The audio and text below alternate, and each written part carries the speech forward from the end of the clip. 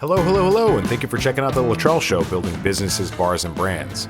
Now, one of the reasons I started this podcast was because I really wanted to deliver some content that was empowering for the bartender entrepreneur.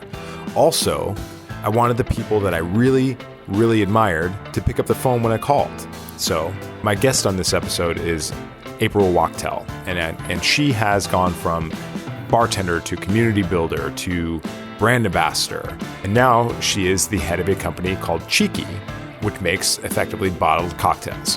April is a big hero of mine, and I'm so glad that she was able to jump on with me. Please welcome April Wachtel. My name's April Wachtel, and I do several things within the beverage industry. I host a podcast called the Movers and Shakers Podcast on people and ideas changing the beverage landscape. I'm director of programming and education for the Enthuse Foundation. It's a nonprofit that works with female entrepreneurs in food, beverage, and CPG. And I'm founder and CEO of a company called Swig and Swallow. We are currently in the middle of a rename, rebrand, and total pivot to our new name, Cheeky. And so basically what we're trying to do is make craft cocktails available in the home and make it easy for anybody to make great quality cocktails in the home. So the whole idea behind Cheeky is mix and match juices and syrups. You choose your favorite spirit and you choose one of our juices, you choose one of our syrups, mix the three things together, and you'll get 15 to 20 cocktails depending on the size of the spirits bottle that you choose. So just trying to make this super easy and accessible to folks, even if you don't have a bartending background. So, I'm curious, how you went from this, kind of a community building bartender in Boston into becoming this entrepreneur, founder, very important person in the drinks. What is your know that this was going to be kind of where you were headed? Mm-hmm. I think it starts with just being a curious person in the first place. And then, trying to figure out how I can take kind of one more step with the skills that I've built. And again, I'm sure you can identify with this a lot. In fact, I think, you and Marshall, I think might have been some of the first sort of consultants that I knew of in the New York scene as I was kind of coming up in that space. And I think we all kind of look around and see who's building what.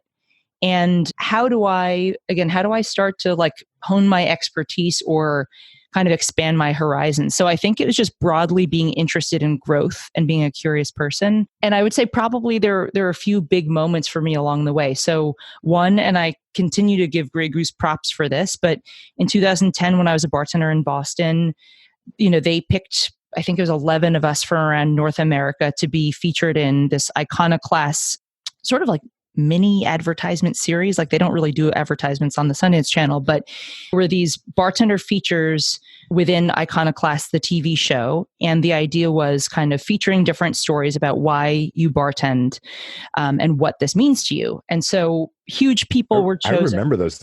Oh, do you? Those were beautifully produced. I think were so well done. was one of them. Yeah, Joaquin, Lily Shine, Lauren Moat, Evan Hawkins, amazing people, Tony Abou-Ganim.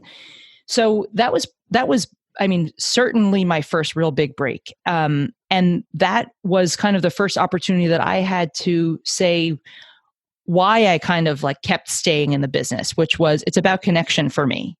And quite frankly, I had tried to leave the biz on several occasions because I'm this sucks. It's long hours, people can be assholes, the whole nine yards.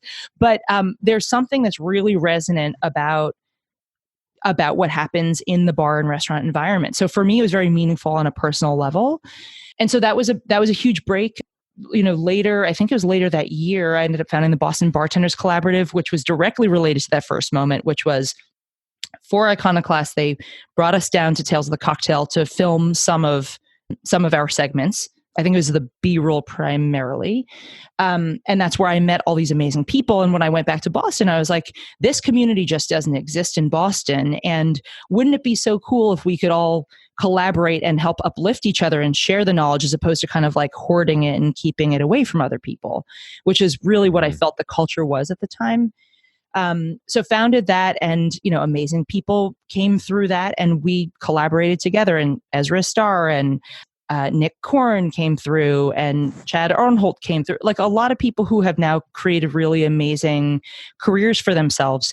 And so that was, again, it was an opportunity to get a glimpse of what other people were doing and not put ourselves in this position of like, this is my ego against yours. It was really like, we're going to meet up and talk about culinary techniques. And, Naomi Levy, she was my co-chair at the BBC. So she led like a speed competition that we did at Trina's. And, we did an internally research project on different ice and dilution and Hoshizaki versus block ice versus Manitowoc, et cetera, et cetera, et cetera. So I think that was, for me, that felt like the first opportunity I had to kind of flex this newfound confidence, which was like, if I have an idea, maybe I can actually do something about it.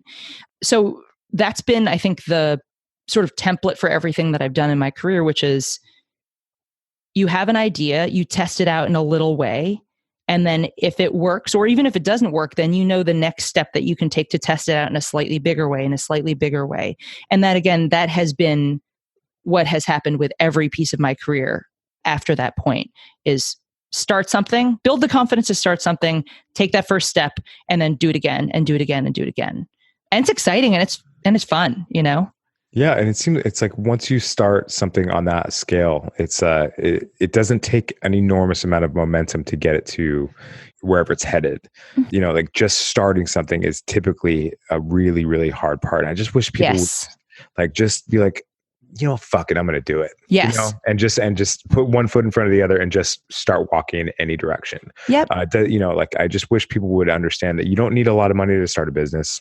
You just need an idea and a little bit of work. And it's just like what we can do with our cell phones now is like, that's more computing power than they had putting a person on the moon for the first time. Right. Like literally. Which is bananas. Yeah. Which is crazy.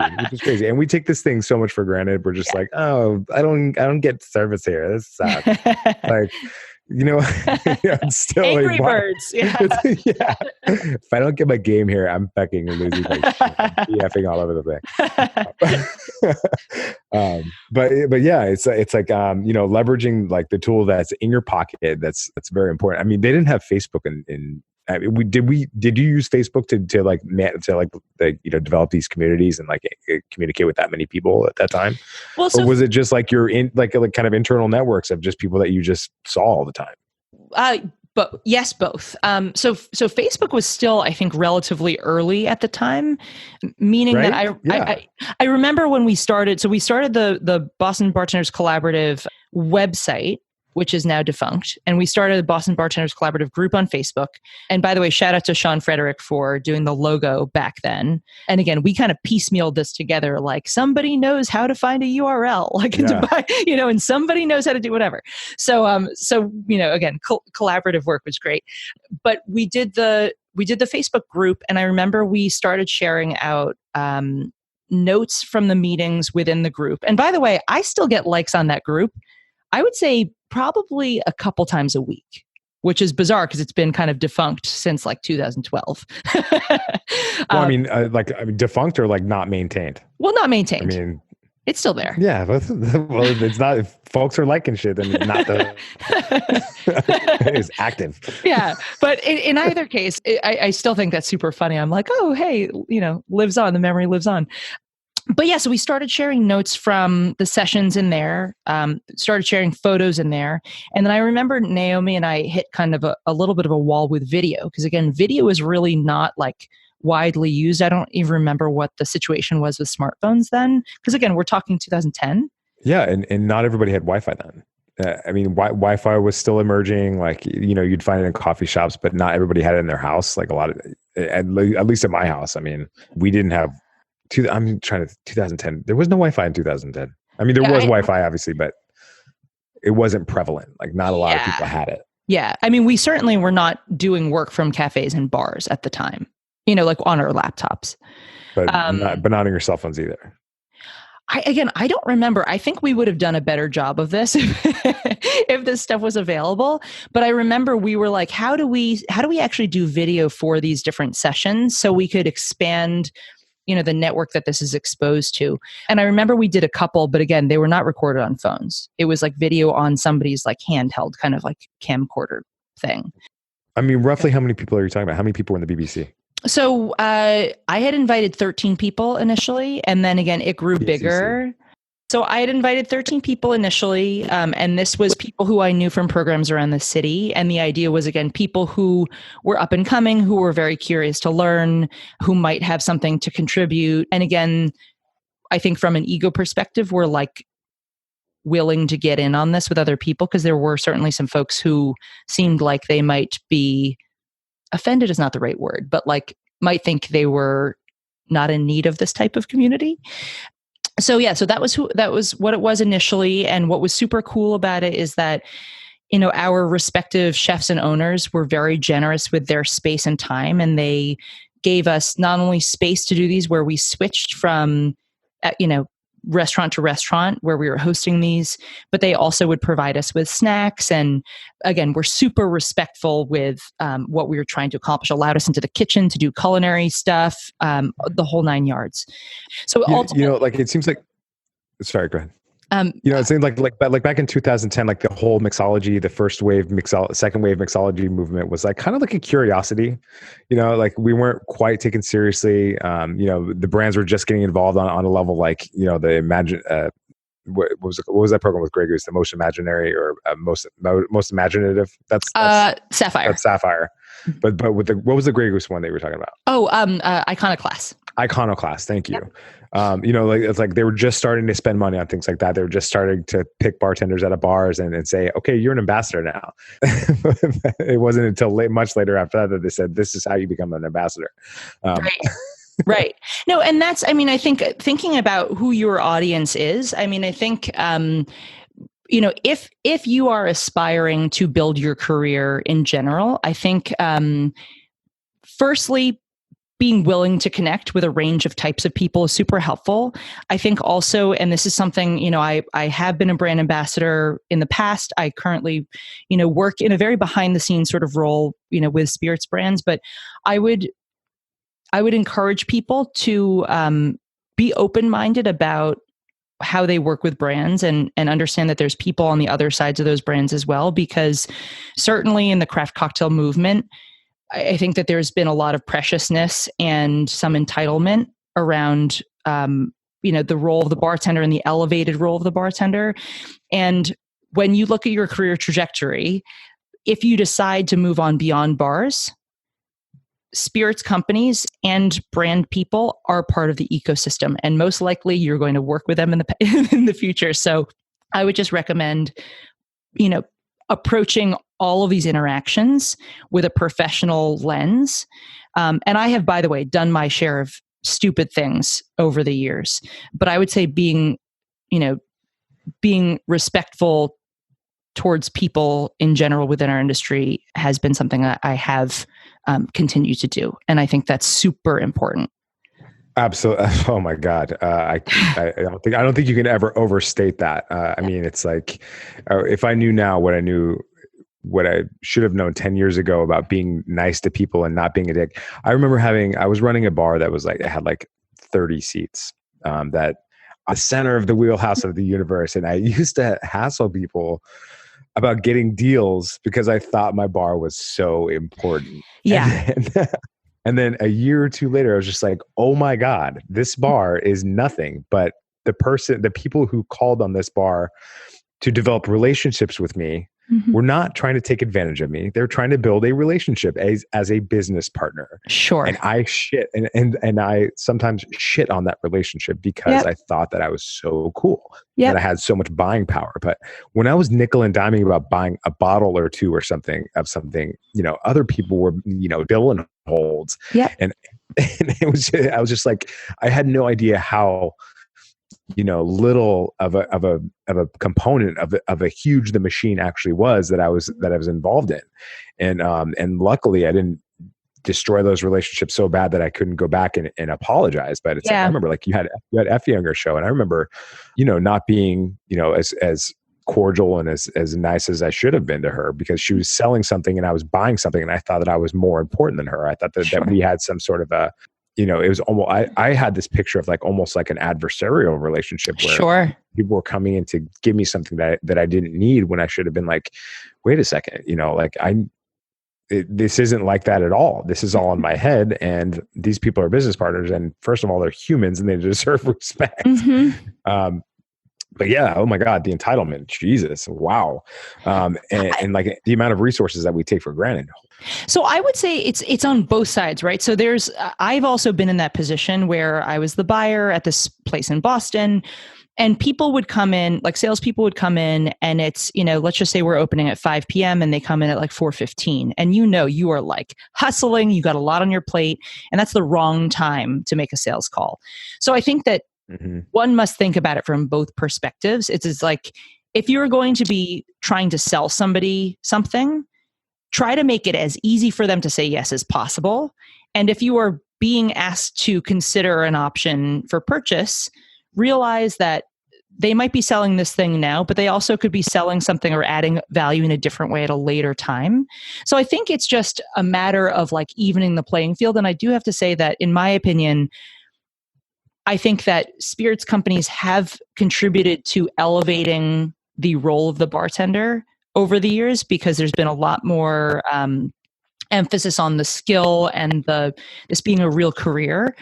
I also think that all of that money coming into the system has made an uneven playing field. So I think that there's just like a system where there's sort of inequality, and people are not always sure how to kind of balance it out. So, I mean, I think we're on the same page that it's just be aware that if you're going to be in this career for a long time, so are a lot of these other people. So play nice. Yeah. And they're gonna have different roles in a couple of years, and like, so are you probably. Yes. There's a lot more to it than that. I'm just really curious what it's like to build a brand. I mean, let's go back to what Cheeky is now, or what Cheeky is becoming, and where it started. Absolutely. So where it started is, I have been looking for my business idea since I was like a little kid. Like, I was always inventing products, like consumer products when I was a kid. I was making stupid videos for products that didn't exist. So like little advertisements. Always products, never services? I think always products, never services. Yeah. Oh, yeah. Okay. I mean, that's kind of an indicator right there. Yeah. Yeah, I don't know. I'm sure that there's some sort of like deep-seated something there. But you never had a lemonade stand? You only sold the lemons? No, yeah. I think I'd rather be the kind of Wizard of Oz, like behind the scenes, like pulling strings, rather than necessarily being like the front-facing person. Mm-hmm. So I'm actually, I think in many ways, I'm actually kind of a shy person, which you wouldn't necessarily expect given like what I do in this industry. But I think that enables me to like have those connections and those amazing experiences with people without necessarily having to be like on all the time. Which again, as somebody in the services industry, you have to be super on whenever you're interacting with clients. So it's a thing, Yeah, it's absolutely a thing. So anyway, so I was looking for my business idea for a long time. I would say this particular idea came out of several sort of moments of need for me personally. So one was, having come through the cocktail world, I was teaching cocktail classes at 5 different schools for 6 years. And I realized that there was something very meaningful to consumers about when they're making cocktails, they want it to be great and they want it to impress people. And there's something very personal about like making this gift for other people and not failing at it. So there was that aspect, which is like, I want to make something, I want to do it really well, but I don't have the skills to do it.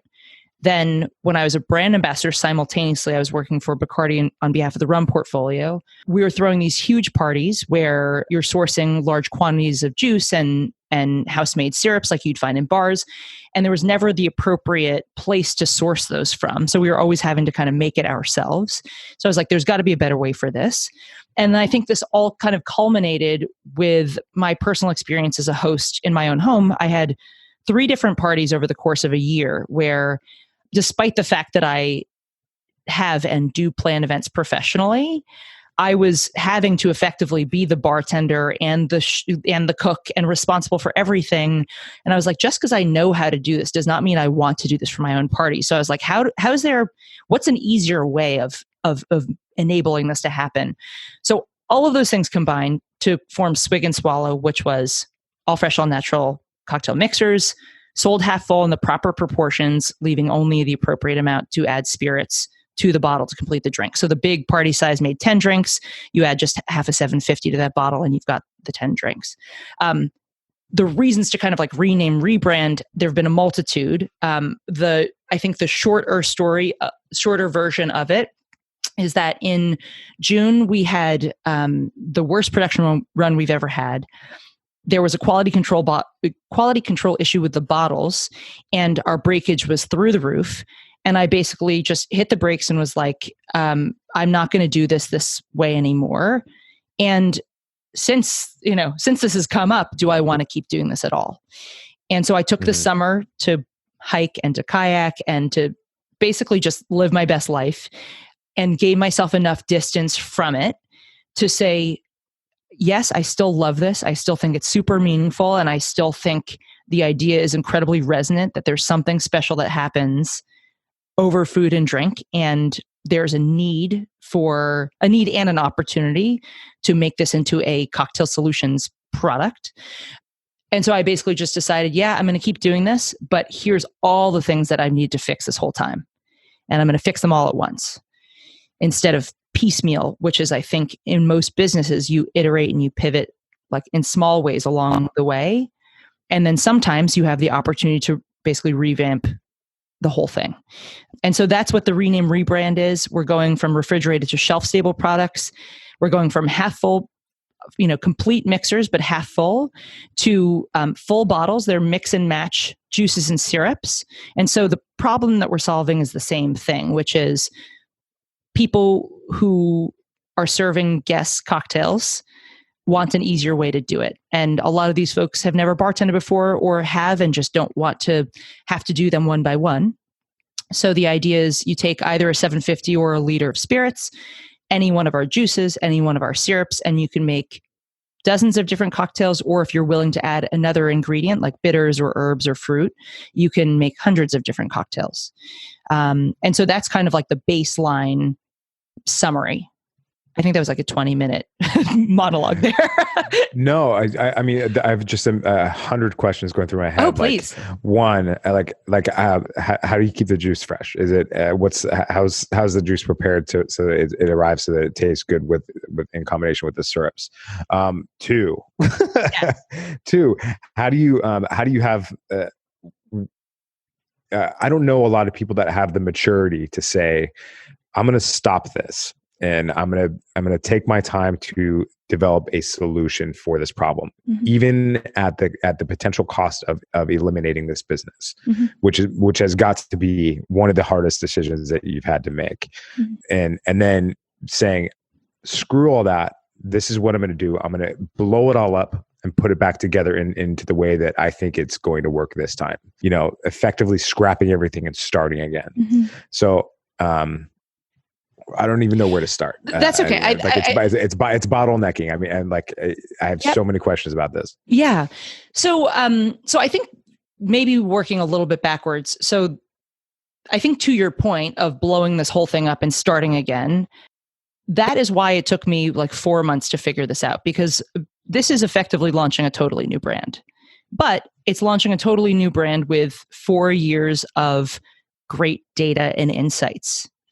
So in that regard, it's, I think probably 60% of the work is done. Because again, I know who our customer is. I know who's going to want to buy this. I know a lot more about pricing, about distribution, about manufacturing, a whole 9 yards. There's of course a lot of things that I don't know. And I think 4+ years of experience running Swig and Swallow, has enabled me to actually hold a place for that in my brain of, there's all the shit that I don't know. Like, look out for that.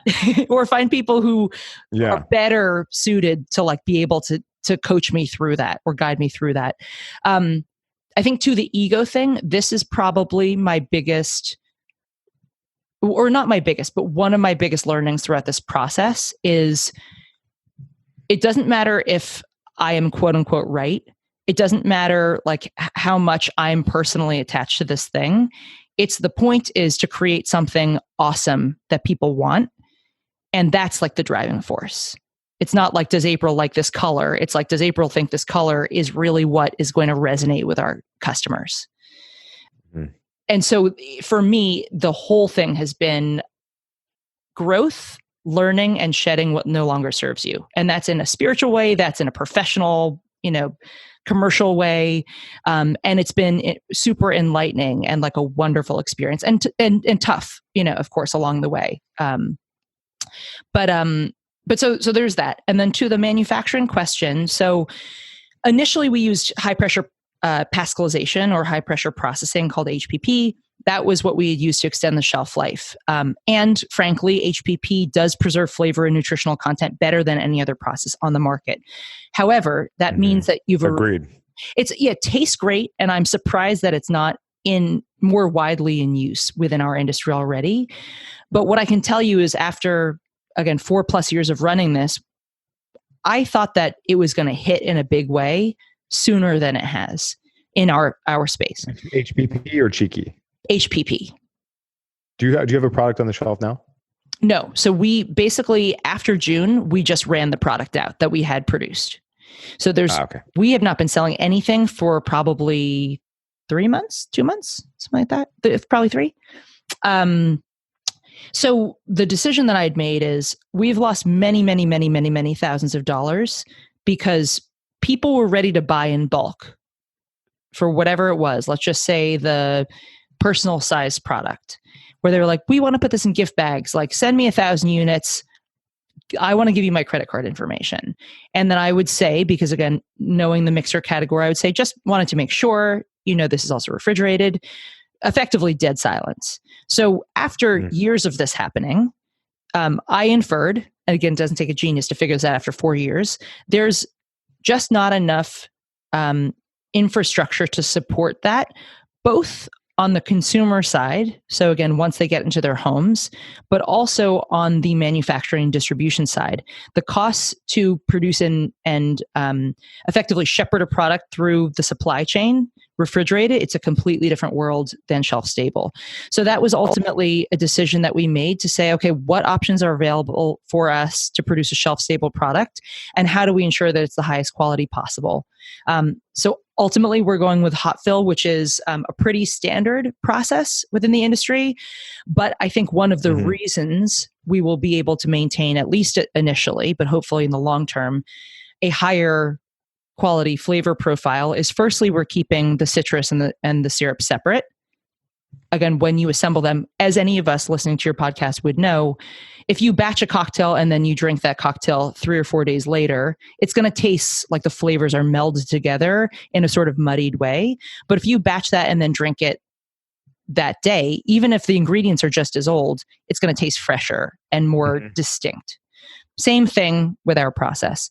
And then the other piece is that my plan, at least again in the near term, is to sell direct to consumer. I have a way I'm planning of hacking the sort of distribution system, but that will enable us to circumvent having our product sit in a distributor's warehouse for months or potentially up to a year and change on end, and then sit in retail for that period of time as well. So ultimately, we can deliver a fresher product to the consumer by doing DTC. Yeah, and you can leverage so many modern techniques and technologies to engage people directly rather than having people taking a cut and like them not representing your product properly. And I think that's just so smart. Thank you. No,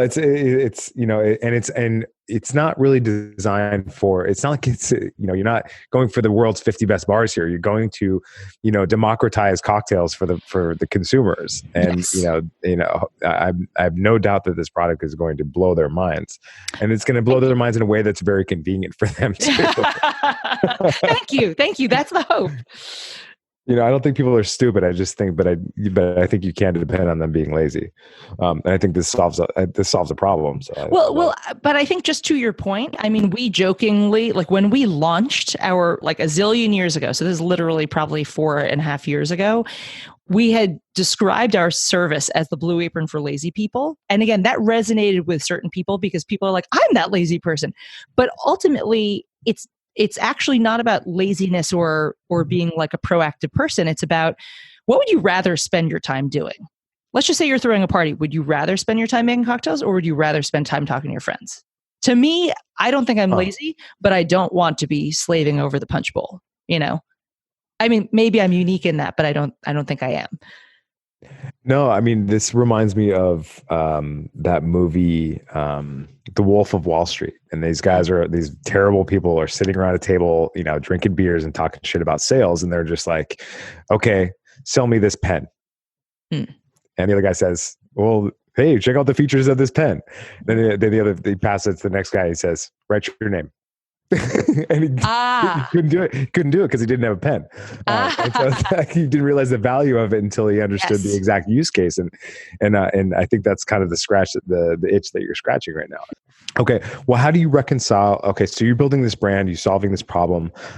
You've developed this product, you found some problems with it, blew it up, started a new thing now, and you're going to be in the shelves probably this summer or next summer. Well, let's just say not shelves, because again, I'm trying to. Oh, sorry. The DTC model. Yes. So again, part of this whole shedding things that no longer serve you. One of the things that I have realized is there's certain pieces of this that need to be perfect for launch, and there's certain pieces that don't have to be complete. So soft launch, going to be in April, hopefully. It seems that all of the elements that I'm kind of like parallel pathing right now will be complete theoretically in April. So again, don't hold me to that in case we're a month late, but it should be around then. And I think the approach again is DTC all the way. We have a lot of relationships we've struck with folks who order a lot of product over the years. So that is exciting. And again, that will enable us to gather data on like which piece of this is going to work, because the other part that I didn't exactly mention is we're going to be doing a membership model. So you can purchase full retail if you want, or if you want, let's just say 15% off, you can purchase a monthly membership, or if you want, let's say 30 or 40% off, you can purchase an annual membership. So that enables people who order regularly to, get a price that makes a lot of sense for them, and also kind of build the habit and comfort with working with us. And then also enables people who don't want to kind of get committed to still get like a great product at a great price. So that's the technique for starters. We've already had some B2B partnerships and opportunities come up. So we'll, again, start informally executing those probably. I mean, it's actually sooner than that, but that's going to be very much on the DL and very much like not advertised. It's just going to be as they come. And then at some point we will obviously actually put concerted effort towards the B2B channel as well. Okay. Well, just kind of zooming out and taking a picture, taking a look at this whole story about how you were a bartender and an educator in Boston 10 years ago, and then to how you ended up to this point now. I think that, part of the fundamental promise of this podcast is that it's like we're going to tell some stories about some people who have leveraged their skills behind a bar or behind a line to get to a different place. And you have by far, gotten yourself to a place that is a place of wisdom, a place of, of understanding. And did you ever in a million years imagine that you'd be doing what you're doing now 10 years ago? Not the specific thing, but I think I've always been curious.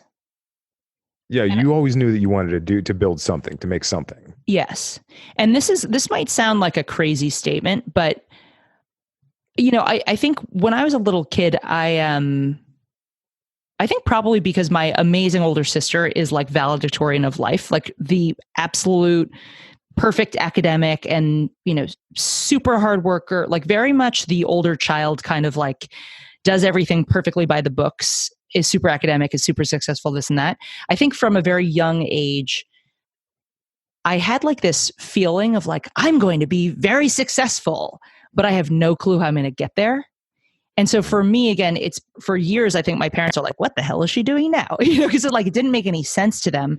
But for me, it's always been about, again, being curious, learning, growing, and then taking that thing and pivoting just a little bit into something else.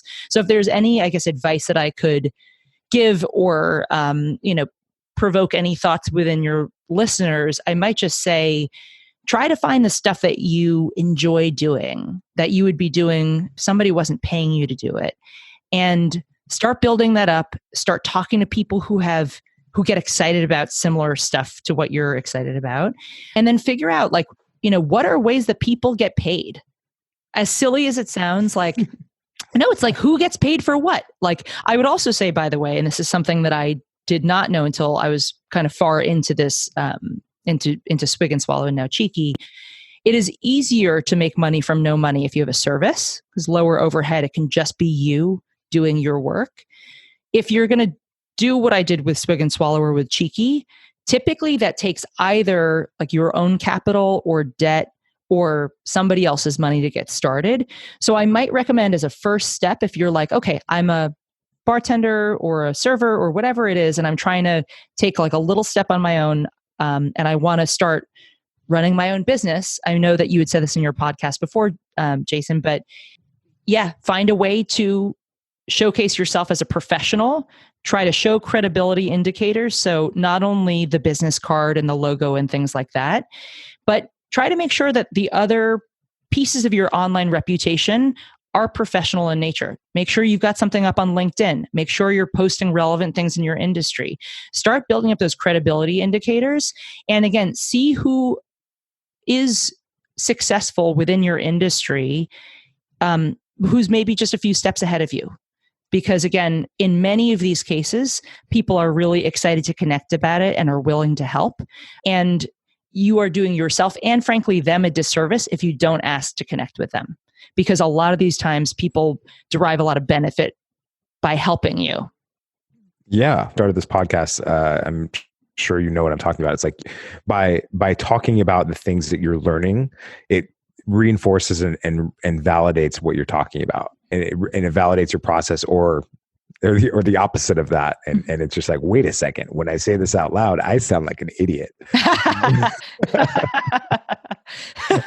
Well, that's epic advice. And thank you so much for being so generous with your thoughts and your time. Oh my God. I hope some of this was helpful. I feel like I was just rambling for 20 minutes. So, well, you know, like I a lot of times I've been thinking like, okay, well, I got to package this up and edit it and make it look like I totally forgot that we were podcasting there for a second for a few times. No, that's good. That's good. And here's the thing though, is again, I think that sometimes it's good to have the polished stuff. Sometimes it's really just nice to have the natural conversation. And ultimately, you know, again, this is us connecting and following each other's career paths. And again, I think that there's a lot of people who will hopefully benefit from some of this. So yeah, and hopefully get out there and build something of their own. Yes. You know, like you'll never, like, you know, like it's perfectly acceptable to want to work for somebody for the rest of your life. And that's fine. You know, like a lot of people get a lot of satisfaction out of that. Some people can't imagine doing that forever and probably have gotten fired several times. So, I don't know about you, but I've lost quite a few jobs for insubordination primarily. All right. Well, thanks again, April. And I look forward to speaking with you soon. Okay. Thanks so much. You know, this was a good get for me. And a little piece of trivia about this show is my software actually broke down. So we recorded the show on exactly the same software that April records the Movers and Shakers podcast. Now, how generous is that? How cool is that? So I can't thank April enough for sharing her insights about her business and her journey as the head of a company. You know, I get a little gushy sometimes, but I really appreciate it. Be sure to check out the show notes for a brief summary of the show and a link to April's social media and websites. If you're in the spirits or hospitality business, you need to make sure you're listening to the Movers and Shakers podcast. It's incredibly insightful, and I'm never disappointed with the new episodes and guests. It just keeps getting better. I want to keep these shows super short and super dense. If you have any thoughts, questions, or ideas, please be sure to reach out to me at Jason Littrell on Twitter and Instagram, or search for Jason Littrell on Facebook or LinkedIn. If you got anything out of our time together, you can thank me by simply sharing this with another person. If you loved the show, please hit the subscribe button, leave a rating and review, or comment on iTunes or wherever you get your podcasts. Thanks again for checking out The Littrell Show, and we'll see you next time.